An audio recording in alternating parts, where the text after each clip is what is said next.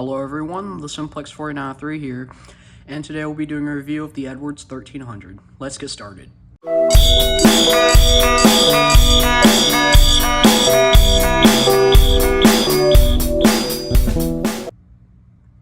So I got this panel for free, as well as this adapter horn right here, and this Edwards 270 SPO. As well as those prior to getting this panel, I got an Edwards dome bell, or pyramid bell seen here, and a second Edwards 270 SPO that's not pictured.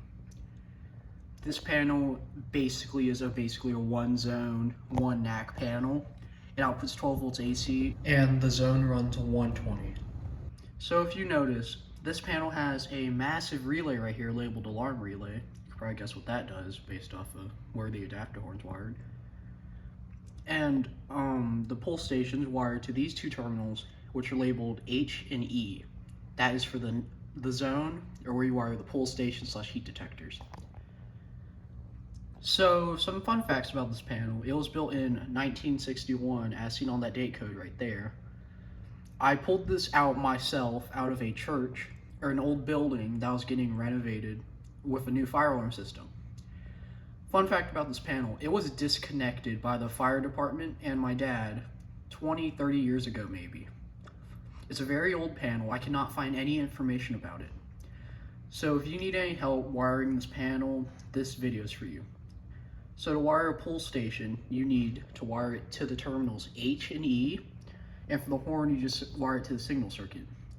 It's supposed to come with two resistors at the top labeled line resistor and signal supervisory resistor, but mine didn't come with any, and it doesn't affect the function at all. As well as this, it comes with a trouble lamp right here, which I can turn on like that and turn off, and it lights up whenever there's an issue, of course. This red reset button right here basically cuts out the trouble sounder, if that makes sense. The trouble sounder for this was that dome bell right there, which was actually, funny enough, mounted on the door of the panel itself. So this panel does not latch. It's a very old panel. It was before latching panels were invented, and the pull station actually had to remain pulled in order for the alarms to still sound.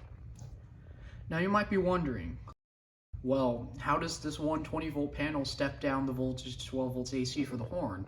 Because as you can see on the label right here, it's 12 volts AC. Well, these two resistors up here actually help step down the voltage of the power going to the horns. Now, when you don't have any devices connected, these resistors basically don't do anything, and the signal circuit right here will still output 120. But the moment you put a horn on, it'll step it down to 12 volts AC using these two resistors right here. So it comes with two supervisory relays, one for a box, I'm assuming that means pull station of some sort, and signal supervisory relay, which I can assume means something. As well as this has two terminals right here. This is for the trouble bell, which was mounted, outputs 120 volts AC. And up here it says pilot. That's for like an AC power LED, which I do have, but I took off the door. It looks just like this right here. It would have a normal incandescent bulb inside of it, and it lights up green. Now, I did receive the case with this panel, however, it is in a little bad condition, so I'm currently stripping its paint and repainting it. I'll put up some pictures now of what it looks like. You can see it's really dirty, but it hasn't been used in 20-30 years, so it hasn't been maintained that well. I also put additional pictures of the fire horn I took out, the Edwards, what is it? 364, I think that says. The Edwards 364 and the 270 SPO I took out. Also, I'm putting up a picture of the panel with the dome bell mounted on the door, and I'll also show what the dome bell looked before and after I restored it. So basically enough talking, we're gonna go ahead and test the panel. So I have this 270 SPO open. This is an older version with the swing latch arm right here, and it has these two little metal tabs sticking up. That's to help the door like spring open, if that makes sense, whenever it's on a wall. And if I close the cover a little bit, you can see it says local alarm. This is a local alarm 270 SPO, because this alarm wasn't monitored back in 1961.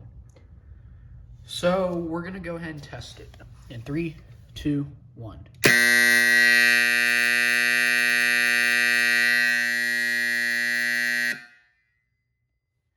didn't want to test it too long because it's practically midday. I don't know who's home, and this horn is extremely loud. These two resistors, if they get run for a long time, they get really hot, but that's not too much of a worry if you touch it or anything, because it won't hurt you if it's not being touched.